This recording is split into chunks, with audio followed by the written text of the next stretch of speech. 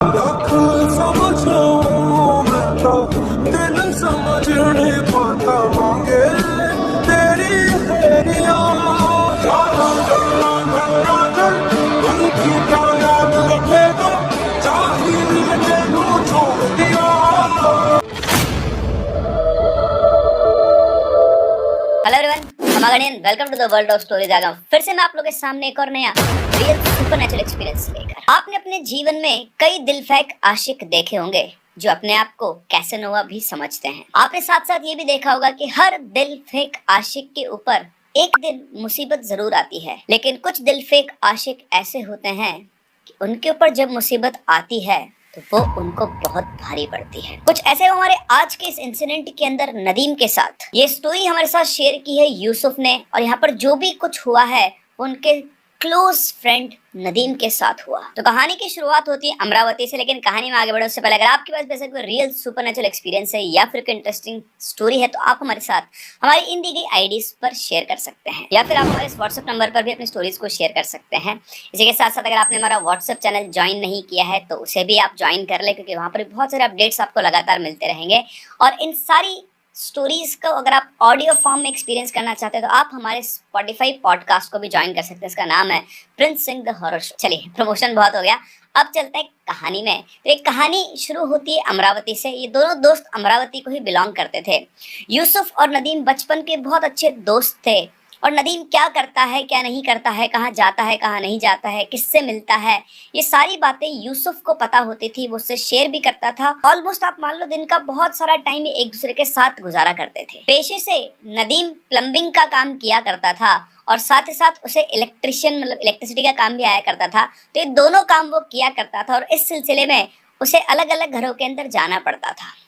Nature से नदीम जो था वो एक दिल फेंक आशिक था। दिखने में वो काफी स्मार्ट और अट्रैक्टिव था, बिल्ट भी उसका अच्छा था, और इसी वजह से वो जहां पर भी जाता वहां पर अगर कोई लड़कियां रहती या फिर कोई भी ऐसी फीमेल लोग जो फीमेल्स होती हैं वो उससे अट्रैक्ट होते, उसको देख कर कितना सुंदर लड़का है, और वो इस चीज का फायदा उठाता था। और जब जहां जैसे उसको मौका मिलता उन लड़कियों से, उन फीमेल से फ्लर्ट किया करता था और उनको अपने साथ रिलेशन में ले आता था। ऑल इन ऑल आप ये कह सकते हो कि बहुत सारे घरों में उसका चक्कर चल रहा था, बहुत सारी लड़कियों के साथ उसकी बातचीत चला करती थी, लेकिन उसे और यूसुफ दोनों को ये नहीं पता था कि उसका ये दिलफेक मिजाज उसके लिए बहुत भारी पड़ सकता है। कहानी की असली शुरुआत होती है जब नदीम की जिंदगी में जोया नाम की एक लड़की आती है।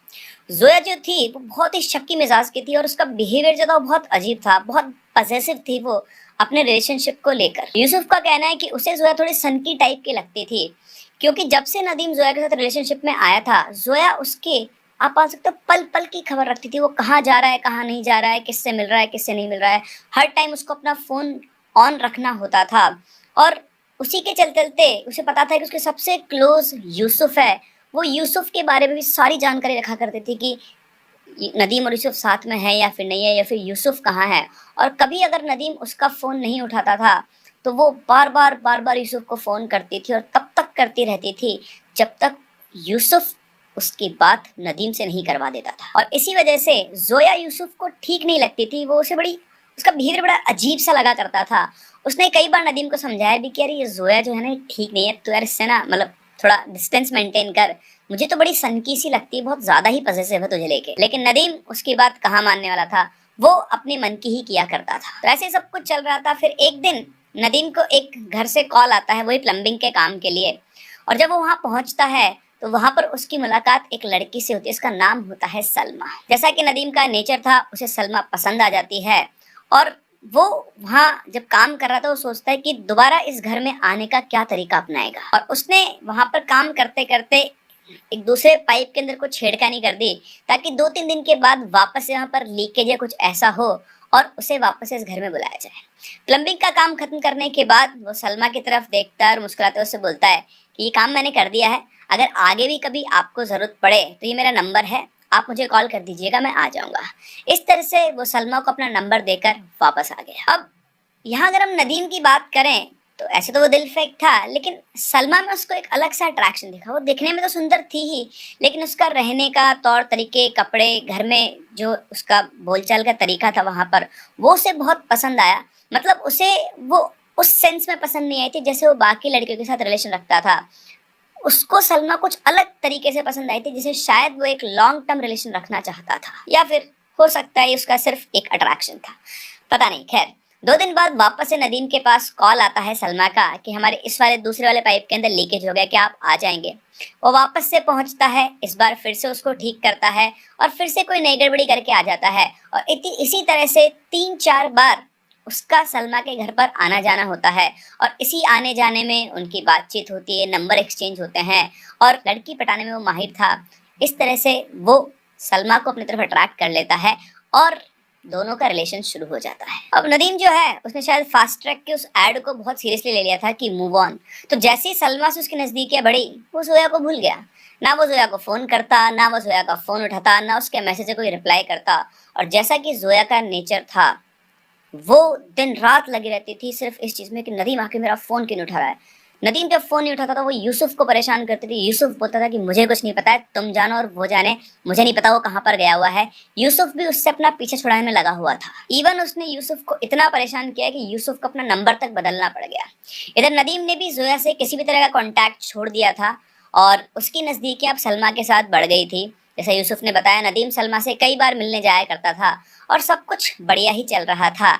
इधर जोया ने भी अब इन दोनों को कांटेक्ट करना या फोन करना बंद कर दिया था और उसने भी नदीम और यूसुफ से अपना कांटेक्ट तोड़ दिया था। लेकिन शायद जोया ने नदीम को छोड़ा नहीं था। अब जब कई दिनों तक जोया का फोन नहीं आया तो एक दिन यूसुफ से नदीम ने कहा कि यार बहुत दिन हो गए जोया का फोन नहीं आया, तेरे पास आया क्या।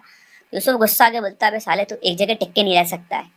आया था पहले फोन, मैंने अपना नंबर बदल दिया और उसके बाद मुझे कोई लेना देना नहीं है उससे, और अब तुझे भी नहीं होना चाहिए ना, तेरा तो चल रहा है ना सलमा के साथ। तो नदीम बोलता है वो तो सब ठीक है यार, चलना एक बार देख कर तो आते हैं कि वो कैसी है कैसी नहीं है, बहुत टाइम हो गया उसको देखे हुए, उसके घर की तरफ चलते हैं, हो सकता है एक झलक दिख जाए उसके घर की। यूसुफ मना कर रहा था लेकिन नदीम उसको फोर्स करके ले गया। दोनों बाइक से जोया के घर की तरफ जाते हैं और वहां जाकर देखते हैं तो जोया का जो घर था वो बाहर से लॉक्ड था। शायद वो लोग कहीं चले गए थे। तो यूसुफ ने कहा ले देख ले, झलक तो जा चुकी है, शायद कहीं गई हुई होगी बाहर। तो नदीम बोलता था ठीक है, मैं तो देखने आया था, दिख जाती तो बढ़िया है, वरना कोई दिक्कत नहीं है। और इस तरह से दोनों वापस अपने घर के लिए निकल जाते हैं। वो जैसे अपने घर के पास पहुंचता है नदीम, मतलब यूसुफ और नदीम दोनों, तो उसके पास सलमा का कॉल आता है। वो कॉल के ऊपर रो रही थी। वो पूछता कि क्या हुआ, तो बोलते कि तुम फटाफट से मेरे घर पे आ जाओ। वो यूसुफ को वहां पर छोड़कर सीधा सलमा के घर पहुंचता है और वहां जाकर देखता है तो सलमा के घर के बाहर बहुत सारे लोग खड़े हुए थे। उसे लगा कोई अनहोनी तो नहीं हो गई है। वो रास्ते में से निकलकर उसके घर के अंदर पहुंचता है और अंदर पहुंचकर वो देखता है तो वहां पर सलमा की सगाई चल रही थी। उसे ऐसे अचानक से अंदर आता हुआ देखकर सलमा के फादर पूछते हैं कि भाई कौन हो तुम, क्या कर रहे हो यहाँ पर। तो वो कहता है कि जी वो मैं प्लम्बिंग का काम करने आया था, मेरा एक तो पाना रह गया और थोड़ा पेमेंट रह गया, वही लेने आया था, मुझे नहीं पता था कि आपका फैमिली फंक्शन चल रहा है, मैं कल परसों में आ जाऊंगा। और इतना बोलकर वो वहां से निकल जाता है। वहां से निकलने के बाद वो सीधा यूसुफ के पास पहुंचता है, उसको सब कुछ बात बताता है और तभी उसके पास सलमा का कॉल आता है। एज सच नदीम को कोई फर्क नहीं पड़ा था कि सलमा की शादी हो रही है। आई थिंक जिसने उसको पहली बार देखा था वो उसका वो मेयर अट्रैक्शन ही था। तो जब उसकी बात हुई तो सलमा उससे कहती है कि क्या तुम आज रात को मुझसे मिलने आ सकते हो आखिरी बार। अब उसकी बात सुनकर यूसुफ उससे कहता है कि भाई तू सब रहने दे, फालतू लफड़े मत पड़, ठीक है, कहीं जाने की जरूरत नहीं। बट आखिरी बार मिलने की बात सुनकर नदीम की आंखों में एक अलग ही चमक थी और वो यूसुफ से बोलता है भाई चलते हैं यार, तू भी मेरे साथ चलना। लेकिन नदीम यहाँ पर मानने को तैयार नहीं था। यूसुफ उसे बार बार समझाता है और अल्टीमेटली दोस्ती की खातिर यूसुफ को भी उसके साथ जाना पड़ता है, क्योंकि वो जहाँ जा रहे थे वो नया एरिया था और थोड़ा डर रहता है तो अपने दोस्त को अपने साथ लेकर जा रहा था। रात के करीबन 1:30 बजे वो सलमा के घर के बाहर पहुंचते हैं। यूसुफ साइड में बाइक लाकर थोड़ा सा अंधेरे में खड़ा हो जाता है और नदीम सलमा के घर की तरफ जाता है। तो जैसे ही नदीम सड़क क्रॉस कर रहा था यूसुफ ने एक बहुत ही स्ट्रेंज चीज देखी।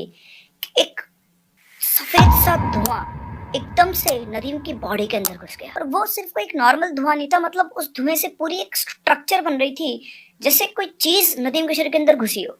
यूसुफ खड़ा खड़ा देख रहा है। उसे 2-3 बार अपनी आंखें मसली कि उसे वहम तो नहीं हुआ है, लेकिन क्लियर था कि उसकी आंखों के सामने एक साया सा चलता हुआ आया और वो नदीम की बॉडी के आर पार हो गया। नदीम अंदर चला जाता है और करीबन 2 घंटे के बाद वापस बाहर आता है। तो वापस यूसुफ के पास आता है और यूसुफ उससे उस सफेद धुएं के बारे में कुछ बोलता, उससे पहले यूसुफ की नजर नदीम की आंखों पर पड़ती है। नदीम की ग्रे कलर की आंखें थी, लेकिन इस टाइम उसकी आंखें ब्लैक थी। और ब्लैक भी ऐसा कोई नॉर्मल नहीं, बिल्कुल पिच ब्लैक, जैसे सफेद जो पुतलियां होती हैं उनके बीच में बिल्कुल डार्क ब्लैक मोती किसी ने रख दिए। 1 मिनट के लिए यूसुफ घबरा गया। वो कुछ बोलता उससे पहले नदीम बाइक पर बैठता है, बाइक को स्टार्ट करता है और वहां से ये लोग निकल जाते हैं। वहां से आने के बाद नदीम एक शब्द भी नहीं बोल रहा था। यूसुफ उससे बात करने की कोशिश करता तो करके वो बात को टाल देता और आगे वो कोई भी जवाब नहीं दे रहा था। यूसुफ को उसके घर छोड़कर नदीम अपने रूम पर चला जाता है। नदीम यहाँ पर रेंट पे रहा करता था। यूसुफ भी अपना घर जाके सो जाता है। वो सोता है और करीबन 1-2 घंटे के बाद ही जो नदीम का लैंडलॉर्ड था उसका कॉल यूसुफ के पास आता है। वो बोलता है कि ये यूसुफ रात से बड़ी अजीब सी हरकतें कर रहा है, तुम फटाफट यहाँ पर आओ। उसने पूछा कि क्या हुआ, तो बोल रहा कि पता नहीं बड़ी अजीब सी आवाजों के अंदर ही चिल्ला रहा है, जितना जल्दी हो सकता है यहाँ पर पहुंचो। यूसुफ तुरंत उसके घर पर पहुंचता है और वहां पहुंचकर देखता है तो पूरा मोहल्ला वहां पर बाहर खड़ा हुआ था और अंदर नदीम के कमरे में से नदीम के चिल्लाने की आवाज आ रही थी। और ये सिर्फ नदीम के चिल्लाने की आवाज नहीं थी, बड़ी अजीब सी आवाज थी, जैसे 2-3 आदमी मिलकर चिल्ला रहे हों। वो आवाज सुनकर एक बार तो यूसुफ की अंदर जाने की हिम्मत नहीं होती, लेकिन कोई भी अंदर नहीं जा रहा था और उसका दोस्त अंदर था तो इसलिए वो गया। अंदर जाकर उसने देखा तो कमरे के कोने में यूसुफ नदीम जो था वो दीवार की तरफ मुंह करके बैठा हुआ था और वो उसी आवाज के अंदर चिल्ला रहा था।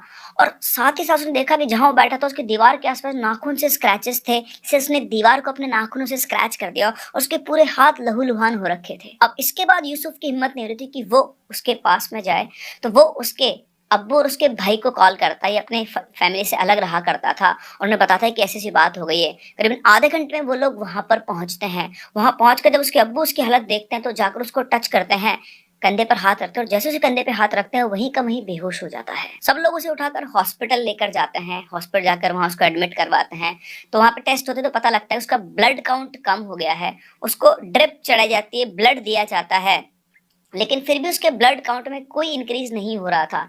ऐसा लग रहा था जैसे जितना भी खून उसको चढ़ाया जा रहा है वो कोई उसकी बॉडी के अंदर बैठकर चूस रहा हो। डॉक्टर्स को भी समझ में नहीं आ रहा था कि 3 यूनिट ब्लड चढ़ाने के बाद भी उसका ब्लड काउंट नहीं बढ़ रहा है। खैर उसको रात भर एडमिट रखा गया, 1-2 दिन और ऑब्जर्वेशन में रखा गया, लेकिन नदीम की हालत में कोई सुधार नहीं आ रहा था। केस बिगड़ते देख वो एक छोटा हॉस्पिटल था, वहां के डॉक्टर ने हाथ खड़े कर दिए, बोला कि हम इसका इलाज नहीं कर सकते, आप इसको या तो घर ले जाओ या किसी और हॉस्पिटल में ले जाओ। ये बात सुनकर उसके फादर और उसका भाई उसको वापस से अपने घर पर ले आते हैं और वहां पर बैठकर ये सब लोग ये सोच रहे होते हैं कि इसे किसी अच्छे हॉस्पिटल में ले जाना पड़ेगा, ये छोटे हॉस्पिटल से यहाँ पर काम नहीं चलेगा। वो लोग ये बातें कर ही रहे थे कि तभी सबका ध्यान जाता है नदीम की तरफ। नदीम लेटे लेटे हंस रहा था और उसके हंसने की जो आवाज थी वो बहुत भयानक थी। उसकी हंसी सुनकर एक बार तो सब एक कदम पीछे हो जाते हैं। उसकी अम्मी भागकर उसकी तरफ जाने लगती है, तभी नदीम एकदम से यूं खड़ा होता है। उसके मुंह से सफेद सफेद झाग निकल रहा था, उसकी आंखें पूरी ब्लैक हो चुकी थी, उसका चेहरा बिल्कुल सफेद पड़ गया था, उसे दांत यूं किए थे, उसके पीले पीले दांत नजर आते थे। ऐसा लग रहा था कि वो नदीम है ही नहीं। ये सब बात कर ही रहे थे कि तभी यूसुफ को जोया का ख्याल आता है। जोया उसे हमेशा से ही अजीब सी लगा करती थी और कहीं ना कहीं उसके अंदर से आवाज आ रही थी कि यहाँ पे जो भी कुछ चल रहा है उसके पीछे जोया का हाथ है। वो वहां से निकलता है और इधर से उसके जो फादर होते हैं और जो मौलाना साहब होते हैं वो नदीम को एक ताबीज बांधकर वहां से दूसरे मौलाना साहब के पास निकलते हैं। यूसुफ जोया के घर पहुंचता है तो देखता है कि अभी भी उसके घर पे ताला लगा हुआ था। वो आसपास के लोगों से पता करता है तो उसे एक बहुत ही शॉकिंग बात पता चलती है। वो लोग बताते हैं कि जोया के जो फादर थे वो कुछ ब्लैक मैजिक वगैरह किया करते थे और उनकी हालत, उनकी तबीयत बहुत खराब थी, मतलब मरने ही वाले थे। सब लोग इंतजार कर रहे थे कि आज नहीं तो कल और कल नहीं तो परसों वो मर जाएंगे।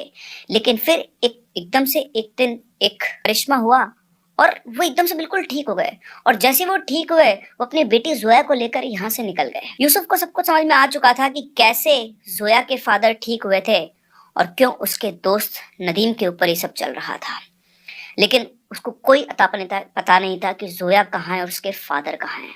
वो वापस से वहां पर लौटता है नदीम के घर पे। रास्ते भर वो यही सोचता जा रहा था कि ये बात वो मौलाना साहब को बताएगा और उसके बाद वो नदीम को बचा लेगा, लेकिन शायद बहुत देर हो चुकी थी। जब वो नदीम के घर पहुंचा तो वहां पर औरतों के रोने की आवाज आ रही थी। कांपते हुए कदमों से यूसुफ घर के अंदर घुसा और जैसे घर के अंदर घुसा उसका दिल बैठ गया। उसकी आंखों के सामने उसके दोस्त की लाश पड़ी हुई थी। उसके पूरा सिर फटा हुआ था, खून बह रहा था और उसकी आंखें खुली हुई थी, जैसे शायद यूसुफ अपने दोस्त के आने का ही इंतजार कर रहा था। इतनी देर में दूसरे मौलाना साहब और उसके फादर भी आ जाते हैं और वहां पर देखकर वो भी वहीं पर रोना चीखना शुरू हो जाता है। यूसुफ को बाद में पता लगता है कि इन लोगों के जाने के बाद पता नहीं नदीम को एकदम से क्या हुआ। वो उठकर सीधा छत पर चला गया और छत पे से उसने छलांग मार दी और उसके बाद सीधा वो आंगन में गिरा। पूरा माहौल एकदम से शांत हो चुका था। नदीम अब इस दुनिया से जा चुका था और यूसुफ अपने दोस्त को बचाने के लिए कुछ भी नहीं कर पाया। आज भी यूसुफ के मन में एक ही सवाल है कि आखिर वो कौन सी ताकत थी जिसने नदीम की जान ली, और नदीम की जान लेने के पीछे किसका हाथ था, जोया का या सलमा का। जब वो सलमा के घर जा रहा था तो वहां पर उसके अंदर उस एंटिटी ने उसकी बॉडी के अंदर प्रवेश किया था, उसकी बॉडी के अंदर वो एंटर कर गई थी। क्या ये सब सलमा का बिछाया जाल था या फिर जोया का? जोया के फादर जो बीमार थे वो एकदम से ठीक कैसे हो गए? आज भी यूसुफ जब इंसिडेंट को याद करता है तो उसके मन में यही उधेड़-बुन चलती रहती है। ऑल्दो जो इंसिडेंट्स हुए उनसे साफ साफ ये दिख रहा है कि इसके पीछे जोया और उसके फादर का हाथ था, लेकिन वो कहाँ है कहाँ नहीं उनके बारे में कोई नहीं जानता। दोबारा कभी वो लौटकर उस घर में नहीं आए और आज भी वो घर वैसा का वैसा ही खाली पड़ा है। और वो कौन सी ताकत थी जिसने नदीम की जान ली, वो भी एक राज है। कि आप बता सकते हैं कि कौन सी ताकत है जिसने नदीम की जान ली, और किस तरह से एक लड़की जो नदीम के प्यार में पड़कर जो नदीम ने उसे धोखा दिया तो उसने उसके साथ ऐसा किया। ऐसा हो सकता है कि नदीम उसको धोखा नहीं भी देता तो भी शायद नदीम के साथ वो यही हश्र करती, क्योंकि उसको अपने फादर को बचाना था। आपको क्या लगता है? अपने व्यूज हमें कमेंट सेक्शन में जरूर बताएं। हम मिलते हैं अपनी अगली कहानी में, तब तक के लिए keep loving and keep listening.